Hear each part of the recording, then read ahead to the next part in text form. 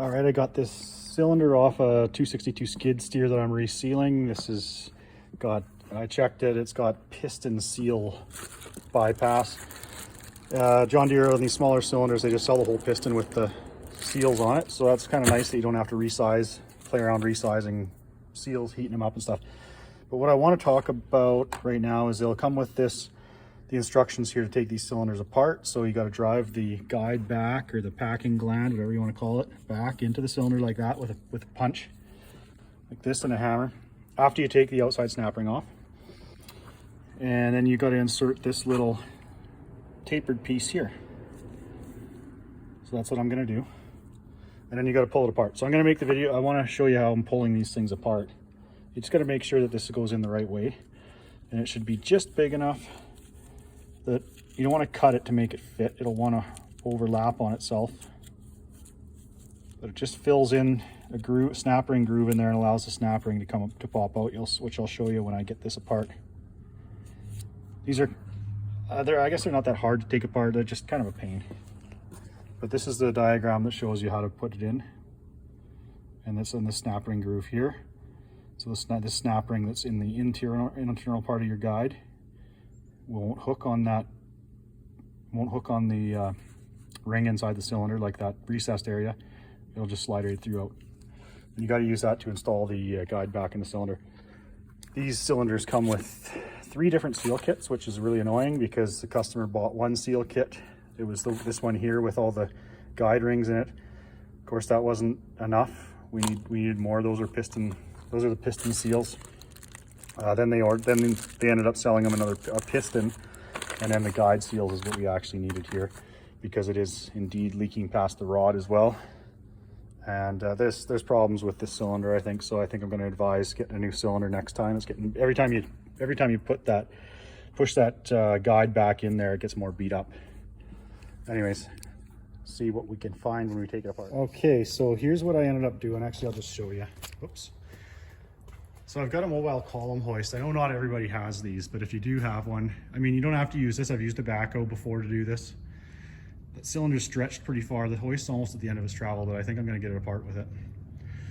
Anyway, like I was saying, you can pull these cylinders apart with a backhoe, hook the boom to one end like I've got a big bolt, like 1-inch bolt through there. Get something tough, chain it up like that, anchor the other end of the cylinder, the barrel, to the machine. And I've had to bounce the give it a pretty hard jar with the boom on an excavator to get these apart before, because what happens is, see, I don't know who heated this up, it wasn't me, but this will get deformed a bit just from work. A rock will get jammed in there or something, and it'll fold over, and then the guide has to pull that through, which I think has already happened to this cylinder. I think that's why it's been heated up there. Like I say, I didn't do that. This cylinder's been repaired a couple times. But anyways, this is what I do with the mobile column. Just because I have this hoist here, I've pulled these cylinders apart before with it. I had air pressure in here, shop air pressure, and it wouldn't budge. It pushed the rod out, but it wasn't going to push that guide out. And as you can see, the guide has moved a little bit. So the snap ring is on top of that little plastic ramp. So it's ready to come out. So I'm going to put my phone down here where I think you can see it. And it's going to release a lot of energy when it comes out. I'm standing clear behind the hoist where it's safe, because it's gonna take a bit of grunt here. Okay, so there it is apart, and so you can see there's the snap ring that has to go over that little ramp, and there's some of the little plastic pieces of the plastic ramp. Hopefully going together is a little easier. See, the ramp kind of got, I don't even know where it went. Hopefully I can find it, because you needed to put it back together. See, there's a little piece of metal. When you reseal your cylinder, you want to make sure all that's out of there, but that's from it pulling through the end of the barrel, because it wasn't quite true. It's been bent. So with stuff like this, you got to do what you got to do. I know this isn't the safest way of doing things. See, there's where the bypass was right there. I can feel a dent, just so you know. See that? And that's not uncommon for the main seal to be just gone in one area, and when the high pressure oil is going through there, it just makes it worse. So I'm just going to take a 1-inch impact or a 3/4 inch impact, knock this nut off. I'll show you how I mark the nut for torque. slap the new piston on. I'm going to reseal the guide, of course, because it was leaking. I think that's because of chrome damage. Like I say, I think I'm going to advise the customer to try and find a good used cylinder, or just buy a new cylinder. But anyways, yeah, so that's how I take these apart. And like I say, you got to do what you got to do with some of this stuff. You know, if it doesn't come apart, you've just got to use more force in a lot of cases. Sometimes you can use some heat, and sometimes you don't have to. So let's take a look at the end of the barrel. Yeah, so okay, good. My little ramp is still in there. And it'll kind of, like, it's so tight when you push that in there. Like I say, don't cut it to fit. It'll hold itself in, like it'll be pretty tight. I had to use a punch and just kind of roll it in there. And then what I'm going to do is take a buffer wheel and just sand all this, smooth all this. There's a little bit of burrs on here, and get all the rust out of there, sand it all up, and then lube it up, because you don't want your piston seals to rub on that and it to damage them. Because I think that's on install, that may have been what marked up one of these seals to begin with. But anyways, that's definitely the problem right there. When I've had the air going into it, I had the cap off the rod end of the cylinder, like that one was open, that port, and I was pushing air through the piston end, and air was blowing right through it, and that's why, because it wasn't fully sealed. And this was drifting. That's the reason why one of the reasons why I've got this apart. It was also leaking, but it had a drift. Anyways, so that is how I do that, and hopefully it goes back together. I gotta be real careful putting it back together, of course. But I just noticed that I don't think there was a specific video on this machine. This is a 325 John Deere, I believe. The other thing I wanted to talk about is the top cylinder pin. Looks like this. It's tapered, and this goes into a tapered bore inside into the loader arm, your top mount pin. So there's a bolt that holds in a really long bolt that goes through the outside of the loader arm. You take that out. I think it's a big socket, like 1 3/16. It's metric, but the 3/16 will fit 1 3/16. Anyway, and then you got to knock it out and bust it free from this taper lock. But that's what it looks like. There's no threads or anything on this end. You don't have to turn it. There is pipe wrench marks on this one because somebody did try to turn it right there. And there's the other side. Obviously that didn't work. I just took a pin that went inside that hole, so it wasn't going to damage the really long punch. And so I know I'm not going to hit the threads. And just one good hit with this blacksmith hammer. You don't need like a 20-pound sledge. And it popped right out. I just took it down here to clean it.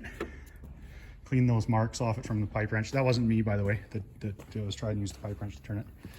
And I'll show you guys how I'm going to put it back together. I'm not too sure what the torque is on these. It's not real high. I think my 3/4 will bust it off pretty easy. Break it loose. This is a trick that's usually used on heavier, bigger cylinders, you know, like from 200 series excavators and stuff, that we always use this technique. See, there's a line, scribed on the end of the rod, and then it's on the nut here and it's lined up. So you get your nut, when you put this back together, you get your nut tight, hand tight, and then just torque it so those two lines line up. And then you're back. That's close enough torque for this. You know, you can put some Loctite on there. The bigger cylinders usually have a set screw, so they're not going to come loose. I've just got this in the press to hold it, because there's quite a bit of torque on there. If I was going to torque it with a torque wrench, you might need a 4-to-1. You need it held solid. If you're in the field and you're doing this, you could pin it back onto the machine. It'd be kind of awkward. Just make sure you protect the chrome when you're doing this. If you're doing it on the machine, it's going to jam up against something. So put a piece of rubber or some rags or whatever in there to protect it, or some styrofoam. So let's see. What size is this one? I think it's like 1 3/8 or something. Anyway. There we go. That's all there is to it. So that wasn't that tight.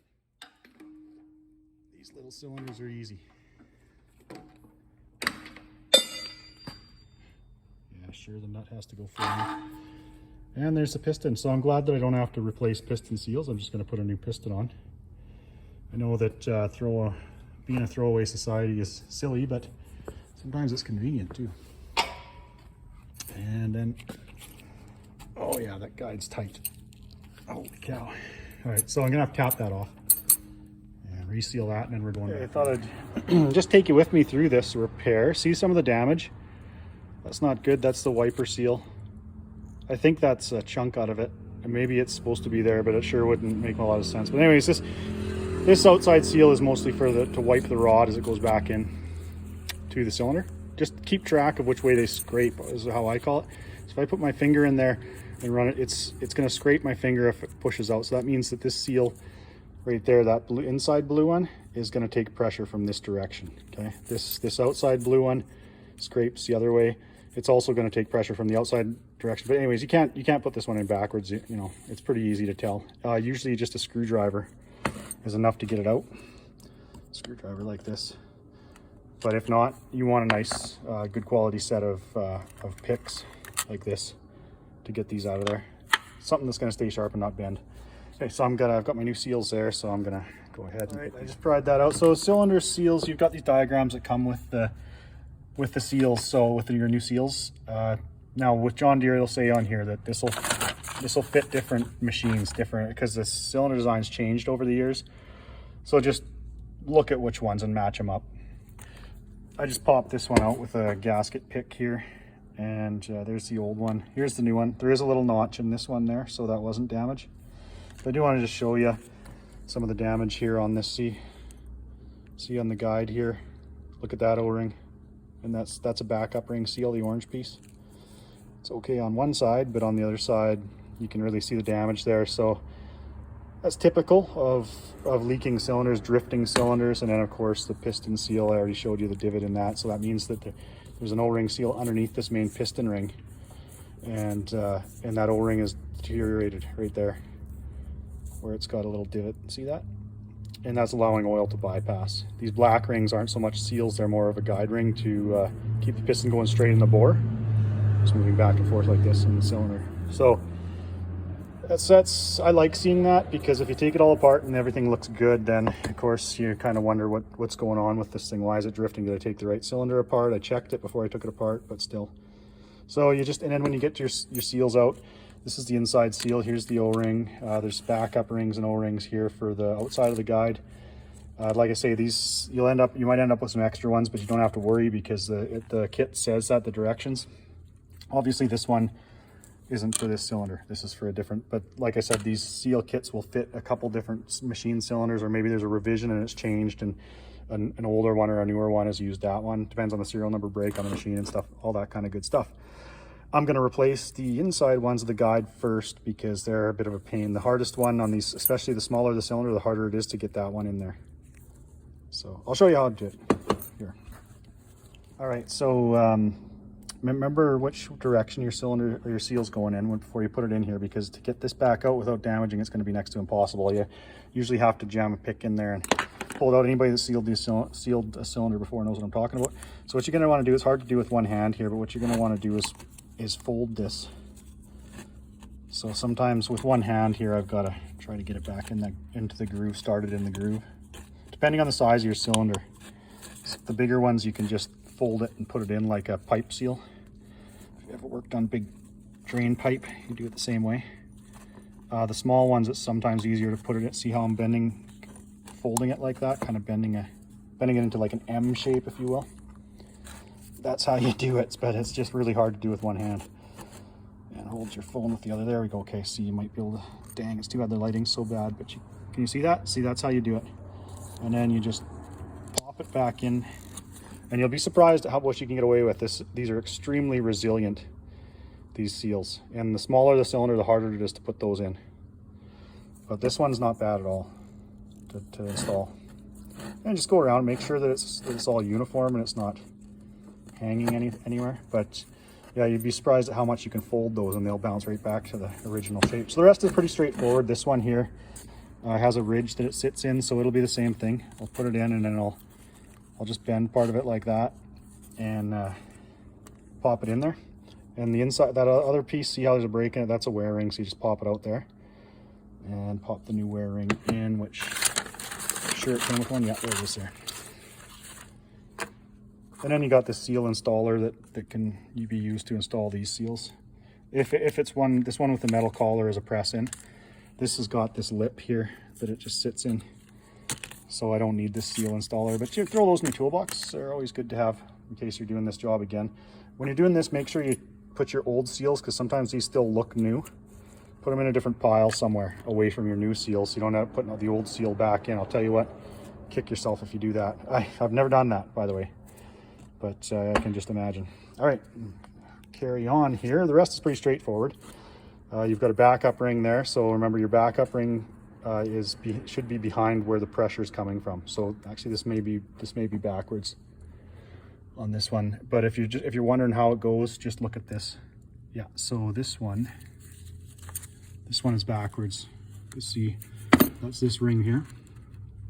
So that's what I was taught, is just remember that it's a backup ring. So the pressure is coming from the inside of the cylinder this way and it's trying to seal it. So there's an O-ring and then the plastic backup ring behind the O-ring. So this one's on the wrong side. Okay, so anyways, probably the first time I've ever seen that happen.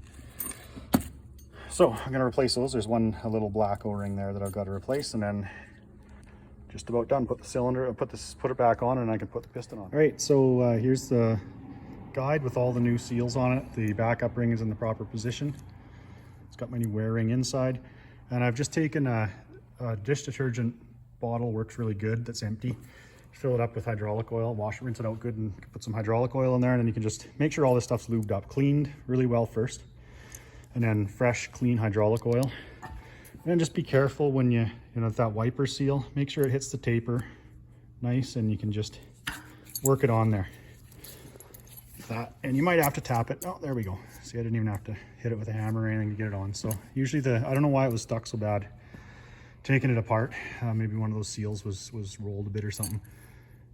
So this outside is a snap. This outside reveal here is a snap ring groove. That's to hold it in the bore. And then this one holds it. This is the inside snap ring that holds it in there. And then the same thing with your piston. This one was inside the plastic still. Keep it nice and clean. Just remember which way it goes. Okay, so the nut doesn't go that way. It goes this way. So then you'll see from your old piston, you'll see where the nut was if you don't know, if you're not sure. And then give it a liberal coat of hydraulic oil, like that. Make sure it's pretty. You don't have to do this now. You can put the nut back on, torque it up, and then just give it some oil before you put it back in the bore. And I'll show you how we do that. Knowing I don't have my flashlight on me right now, but anyways, so I just sanded this up really good, polished it up. That's what you want to do, but you can see if you look close here, you kind of see some pitting from rust. So that's not the best, but the piston seals, the bore is slightly smaller diameter than this ramp. So the piston seals and the guide seals shouldn't have too much pressure on them when they go through that. It is what it is. To fill those voids up and grease everything up, and if you're dealing with bigger cylinders, like on the 200 series and that, excavators, they're gonna have a whole bunch of these. Like you guys that have done cylinders know this already. But if you haven't done a lot of hydraulic cylinder resealing, they're gonna have a lot of these types of like guide wear rings and backup rings, like this little orange one here. And on 200 Hitachis are notorious for it. The excavators, it's really hard. They always want to expand, like they're bigger than the piston. They don't stay tight around there. So a good way to hold them in there, like you got to use hose clamps and screwdrivers and stuff when you put those together. But a good way to hold all this stuff, everything in place, is just put some Vaseline. It's petroleum jelly. I don't put it underneath this orange ramp because it just makes it harder to get it into the groove. It'll hold it out and it'll make life miserable. It won't want to go in there. But it will work good to fill that little bit of rust pitting and stuff in there. That'll help with that. And when the machine gets warm, this will just turn back into petroleum, right? Because it's just a petroleum gel. And it'll just mix right in with the hydraulic oil. So quite often we'll do that to hold the seals onto the guide, those guide seals, but also on the piston if you have a whole bunch. This one just has, you saw the piston rings. They're already installed and resized and all that. So we don't have to worry about that on this particular cylinder. This is a pretty easy one to do other than pulling it apart. All right, now I'm just gonna feed this in. So just make sure that you don't put this on the floor or anything and get it dirty or marked up or anything. Drop it. So just carefully. Come on, old girl. Oh, it's tough to do with one arm. I might have to turn the camera off and hit it a couple times with a hammer. Yeah, so that's not uncommon to to have to just tap it in there. It's just a little tight. Just make sure it doesn't fall. You know, you don't put it on the floor and get dirt or damage anything when you do this. Okay, gonna go get a hammer and got it together. Got the piston in there. I just had to tap on it a little bit with the hammer. Just a light hammer, didn't take much. Dead blow hammers work good for that. So I can see that my little ramp is still in there, but it's starting to come out. Crap, that sucks. That's a pain. It's that's gonna be a bit of a tough one. Okay, anyways, I think I might have one of those kicking around, but that's one of the things I was gonna mention is make sure you take care of that thing, because you have to use it on install, and I'm gonna have to figure something else out. Okay. But anyways, what I'm basically gonna have to probably do is, because this snap ring is so loose, like it's got so much springiness in it, I think I'm gonna put a hose clamp around this and just tighten it down and hold it in just to get it into here. Once it's into the inside of the bore, you know, it almost doesn't matter if that friggin' thing is broken. That's right, I can go together without that little ramp. So this thing did its job, because I don't have to, you know, you want this, what you can do is go past, take this out, and then let the snap ring seat. Anyways, it's not what happened, so that's how she's done. All right, so the last thing is this external snap ring. I'm just gonna put that on. So what you gotta do is push your guide back in there. It'll go, that internal round snap ring will go further into the cylinder, and then just pull it back with your piston or shoot some air in there and get that to seat back in that ramped groove. And then this one will stop your guide from going back into the cylinder. This thing's ran without this one for a while and nothing happened, but anyway, it's proper to put it in there. And it'll protect this a little bit. That's what happens. I find is a lot of damage happens in here when they won't come apart, like the problem that I was having earlier when I had to pull it apart. But I've had to do that with lots of these cylinders.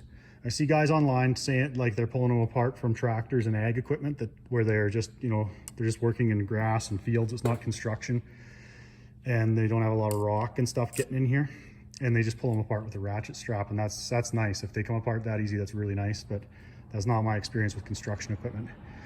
So I'm going to put that back on. The reason why I didn't do this on the machine is just because it was really dirty. It works in topsoil and stuff. I wanted to get it down here and clean it all so I don't have dirt when I'm putting it back together, possibly contaminating everything.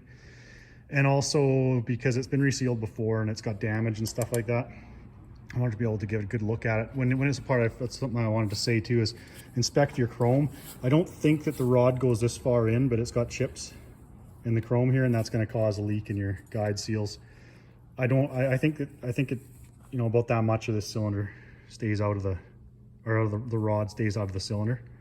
But inspect your chrome, and one of the things I noticed that I suspected with this cylinder is I think it's got a bend in the rod. So you can have these straightened. Machine shops can straighten them on a lathe and in a hydraulic press like this with V-blocks and stuff. But I think this one, it'd be better off to just replace it instead of resealing it. So there is some damage to the chrome. I don't think that's going to hurt the seals, because I think you know, it stays, that doesn't go through the seals. But those are all things to keep in mind. And look down your bore. This one isn't very tight in the bore either for new piston seals. Like, that's not a lot of friction, and that could be because the bore's worn or it's ballooned a little bit or something. So those are all things to check when you take it apart. I mean, this one will probably be good for a little while. It won't drift and it won't leak, but eventually if it does start again, which it will, then I think it's time for a reman or like a good used one, or else a brand new one. Back on site here, I'm going to put this cylinder back on the machine. So here's the tapered pin I was telling you about, and that's the bore it goes into. Okay, so there's the bolts you got to take out of here in order to get that pin out. And then, like I say, just put a punch in there. Make sure you're not going to damage the threads of the pin. Give it a couple hits and it'll come right out. So I'm going to grab the cylinder and stick it on there, and I'll show you what it looks like. Things are back together here. You just, on this one, put the pin through the eye in the cylinder and then push that all through. You might have to tap it in to get it seated in the taper, and then put your bolt through, torque it up. And the bottom one you just got to line up and put back in. It's got a keeper bolt holding it, so it's pretty easy. Put your new O-rings in your lines, and then what you want to do is just cycle this cylinder very slowly up and down with no load on it. Even take the eye, I couldn't fit it through the forks here, But don't even hook it to the carriage and just cycle it back and forth really slowly. That's going to get all the air out of the cylinder. And you don't want to go too fast because the friction could actually melt that main seal on the piston. Once that's done, hopefully this drifting problem and leaking problem is going to go away for a while. All right, so thanks everybody for watching, and I hope this helps.